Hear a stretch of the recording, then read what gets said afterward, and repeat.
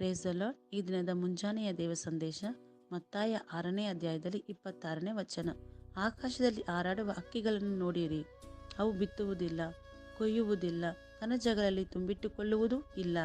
ಅದ್ಯಾಕೋ ಪರಲೋಕದಲ್ಲಿರುವ ನಿಮ್ಮ ತಂದೆಯು ಅವುಗಳನ್ನು ಸಾಕಿ ಸಲಹುತ್ತಾನೆ. ಅವುಗಳಿಂದ ನೀವು ಹೆಚ್ಚಿನವರಲ್ಲವೋ? ಅಲ್ಲೆಲ್ಲೂಯ್ಯ. ಹೌದು ದೇವ ಪ್ರಿಯ ಮಕ್ಕಳೇ, ನಾವು ಎಲ್ಲ ಪ್ರಾಣಿ ಪಕ್ಷಿಗಳಿಗಿಂತಲೂ, ಎಲ್ಲ ಮೃಗಗಳಿಗಿಂತಲೂ, ಎಲ್ಲದಕ್ಕಿಂತಲೂ ನಾವು ದೇವರ ದೃಷ್ಟಿಯಲ್ಲಿ ವಿಶೇಷವಾಗಿದ್ದೀವಿ. ಯಾಕಂದರೆ ಈ ಲೋಕದಲ್ಲಿ 100ಕ್ಕೆ 90% ಜನಗಳು ಬರೀ ದುಃಖದಲ್ಲೇ ಇದ್ದಾರೆ, ಚಿಂತೆಯಲ್ಲೇ ಇದ್ದಾರೆ. ನಾಳೆ ಏನಾಗುತ್ತೆ, ನಾವು ಹೇಗೆ ಜೀವಿಸ್ತೀವಿ ಭೂಮಿಯಲ್ಲಿ, ನಮಗೆ ಕಾರಿಲ್ಲ, ಬಂಗ್ಲೆ ಇಲ್ಲ, ಸ್ವಂತ ಮನೆ ಇಲ್ಲ, ಅದಿಲ್ಲ ಇದಿಲ್ಲ ಅಂತ ಅನೇಕ ರೀತಿಗೆ ಯೋಚನೆ ಮಾಡ್ತಾ ಇದ್ದಾರೆ. ಆದರೆ ದೇವರು ಹೇಳ್ತಾರೆ, ನಿನ್ನ ಅವಶ್ಯಕತೆಗಳು ನನಗೆ ಗೊತ್ತಿದೆ ಎಂಬುದಾಗಿ.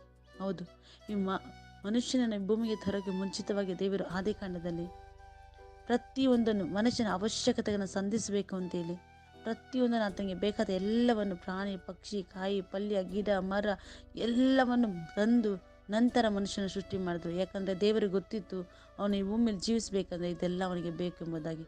ಅದೇ ರೀತಿಯಾಗಿ ತಾಯಿಯ ಗರ್ಭದಲ್ಲಿ ನಮ್ಮನ್ನು ಕಂಡಾತನು ಇವತ್ತು ನಮ್ಮ ಅವಶ್ಯಕತೆ ಕೂಡ ಸಂಧಿಸುವ ದೇವರಾಗಿದ್ದಾರೆ.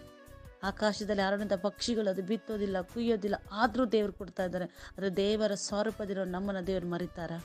ಇವತ್ತು ನೀವು ಯಾವುದ್ರ ಕುರಿತಾಗೂ ಚಿಂತೆ ಪಡಬೇಡಿ. ನಮ್ಮ ದೇವರಿಗೆ ನಮ್ಮ ಅವಶ್ಯಕತೆ ಗೊತ್ತಿದೆ.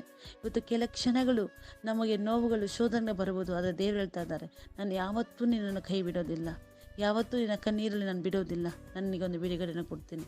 ಆಕಾಶದಲ್ಲಿ ಹಾರುವಂಥ ಪಕ್ಷಿಗಳು ನೋಡ್ರಿ, ಅದು ಬಿತ್ತೋದಿಲ್ಲ, ಕುಯ್ಯೋದಿಲ್ಲ, ಅದಕ್ಕೆ ಬೇಕಾದ ತಕ್ಕ ಸಮಯದಲ್ಲಿ ಕೊಡ್ತೀನಿ. ಅಂದರೆ ನನ್ನ ಸ್ವಾರೂಪ್ಯದಲ್ಲಿ ನನ್ನ ಒಬ್ಬನೇ ಮಗನನ್ನು ಕೊಟ್ಟು ನಿನ್ನನ್ನು ನಾನು ತೆಗೆದುಕೊಂಡಿದ್ದೇನೆ. ನಿನ್ನ ಅವಶ್ಯಕತೆಗಳು ನಾನು ಸಂಧಿಸದೇ ಇರ್ತೇನಾ ಎಂಬುದಾಗಿ ದೇವರು ಹೇಳ್ತಾರೆ. ಹೌದು ದೇವ ಮಕ್ಕಳೇ, ಈ ದಿನದಲ್ಲಿ ನಿಮ್ಮಲ್ಲಿ ಒಂದು ಅದ್ಭುತ ಕಾರ್ಯಗಳು ದೇವರು ಮಾಡಲಿಕ್ಕಿದ್ದಾರೆ. ದೇವರು ನಿಮ್ಮ ಅವಶ್ಯಕತೆ ಸಂಧಿಸಲಿಕ್ಕಿದ್ದಾರೆ. ನಾಳೆ ಕುರಿತು ಚಿಂತೆ ಮಾಡಬೇಡಿ, ಎಲ್ಲ ನಾಳೆ ಕುರಿತ ಬೇಕಾದ ಪ್ರತಿಯೊಂದು ನಾನು ಒದಗಿಸಿಕೊಡ್ತೇನೆ ಎಂಬುದಾಗಿ ದೇವರು ಹೇಳ್ತಾ ಇದ್ದಾರೆ. ಎಲ್ಲವನ್ನು ಕರ್ತೇನೆ ನೀನು ಆಶೀರ್ವದಿಸು ಸ್ವಾಮಿ.